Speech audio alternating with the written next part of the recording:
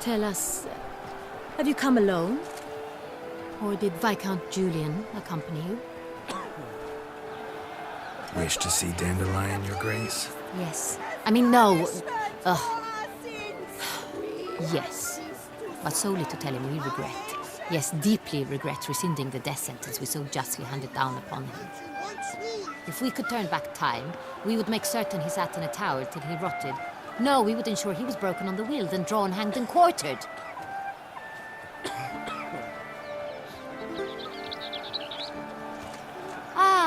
The very man we would entrust with these tasks. Damien de la Tour, captain of my personal guard. Your Grace. Witcher. Greetings. Sorry to have to tell you, but the guardsman handling the last victim's body... I know already. The creature in the cellar of Corvo Bianco. Was it the beast? No. A bruxa. A kind of vampire. Not the beast, but tied to it in some way. You know this how? Through careful analysis of the evidence, both on the riverbank and at Corvo Bianco. Do you mean to insinuate the investigation thus far has been sloppy? Geralt insinuates nothing of the sort. We must listen to him attentively. I examined the body of the beast's last victim. Might have found something. Need to analyze it. A quiet place, that's what I could use most right now.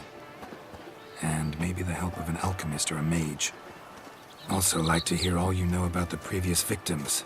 Take it Sir de la Tour is my man for that. Firstly, call me Damien, please. Secondly, you should know I spoke against summoning you here. I've heard much about you. You bring trouble, or thus far have, always. And we've enough trouble as it is. Yet we are capable of defeating the beast on our own, without an outsider's help. I've no doubt about it. Damien, we settled the matter of the Witcher's employ some time past. Definitively. Since you have broached it nonetheless, let us discuss Geralt's pay. Are the legends true? Do Witchers usually demand that which you find at home, yet did not expect? Not quite, Your Grace. Law of surprise, it's something we invoke at times, but rarely. Usually we just take gold. Disappointing. This law sounds rather romantic. On the other hand, on returning to the palace, we would likely find impatient petitioners or a set of sample fabrics for a new dress. Poor rewards, both. I fear you'd not have much use for any of the surprises we are likely to come upon. Thus, we've decided you shall receive the deed to a vineyard, Corvo Bianco, and a sum of coin. You will doubtless consider this adequate. Title to the vineyard shall be given to you at once. Surely you'll need lodgings while you hunt. The coin, however, will be yours only once you have slain the beast. Lovely, generous gesture, Your Grace. But, Corvo Bianco, isn't it the Duchy's temporary morgue? Is it now? The Chancellery's bungled things again, we fear. Not to be left unsupervised for one instant. Yet, in its mood, a morgue should present minimal problems to a witcher. What's more, nothing enhances a wine's reputation better than a grim legend. Thank you, Your Grace. I accept the contract, of course. But as I said before, I'll need some information.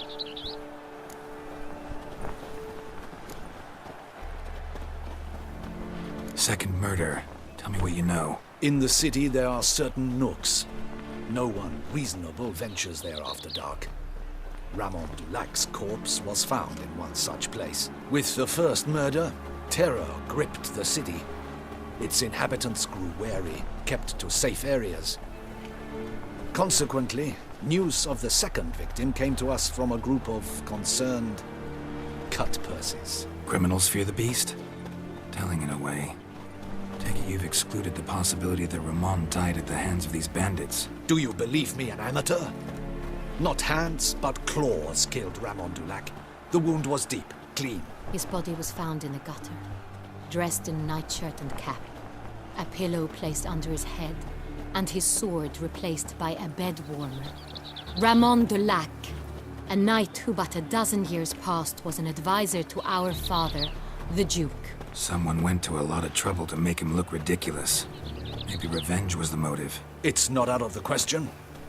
Dulac had shady dealings with the criminal underworld, but no one ever came forth with concrete proof of any misdoings. How'd it start? Who was the first victim? Crespi was the first to die. He was famed once for his many glorious tournament victories.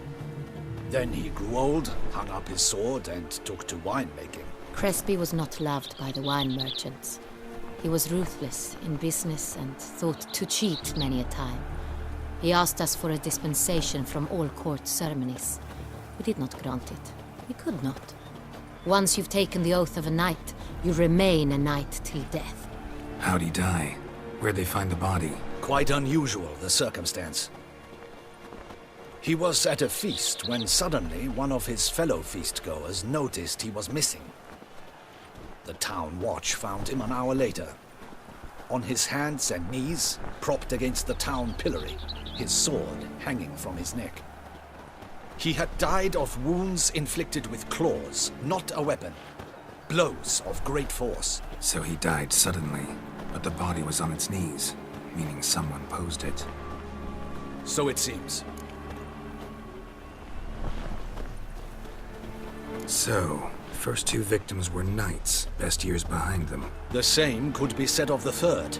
Sir Delacroix was wont to claim that in modern times knights face new challenges, enterprise being the latest addition to the chivalric virtues. He made a veritable fortune in the grain trade. Palmerin even nicknamed him Sir de la Stinchi. Found a coin pouch on his body, contained florins dating from various times, hailing from different provinces of the Empire. Delacroix loved coin, true, but had no patience for numismatics.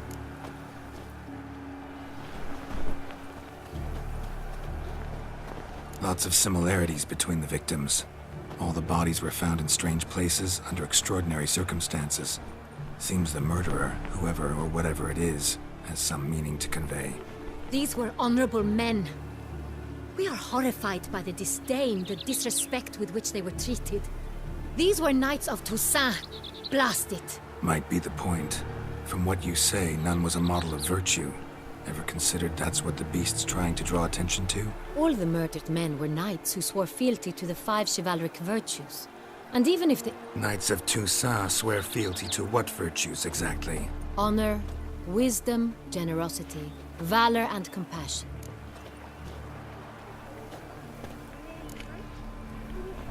Five virtues. Why are they so important to your knights? Strange question. Your Grace, forgive me. I'm a foreigner trying to understand another land's customs. You are forgiven.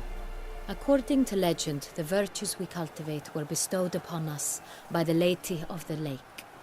How we truly came to espouse them, none remember. In Toussaint, we believe men of low birth should be simple-hearted and obedient. We expect much more, however, of our knights. They are to be soldiers and courtiers, lords and servants. Thus the need for clear moral guidelines. At the time of his dubbing, a knight vows to demonstrate throughout his life honor, wisdom, generosity, valor, and compassion. Beast seems to be pointing up moral decay, denouncing it. Victims were all humiliated.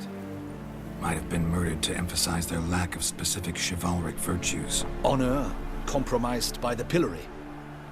Wisdom by ridicule. Generosity by a coin pouch shoved down a throat. It seems to fit, true, though not perfectly. Can't discount the theory if it's on the lips of everyone in town. Say our reasoning's right. Next murder will be just as showy and denounce the victim's lack of the fourth virtue, valor.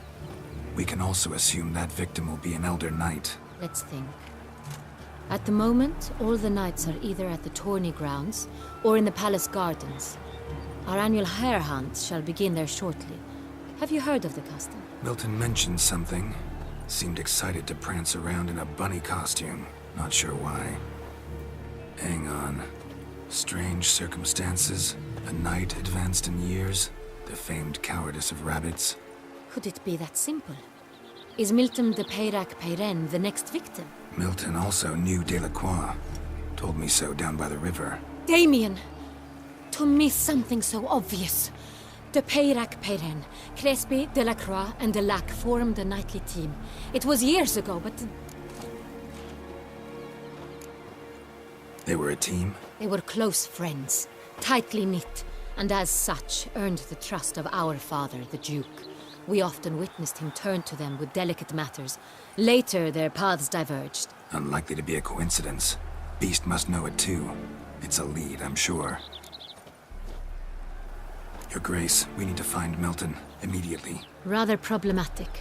You see, the garden entertainments are due to start, and he's disguised as the Hare, hiding somewhere, waiting for some tipsy courtiers to find him. The Hare's hiding place is a carefully guarded secret. We must call off the game, at once. First and foremost, we must remain calm.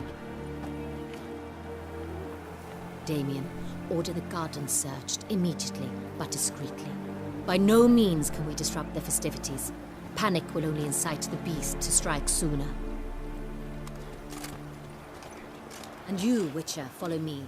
My gardens, my night, I shall take the fall. A murder is out of the question. I will not allow it. Not near my palace. Horses? Ready our horses!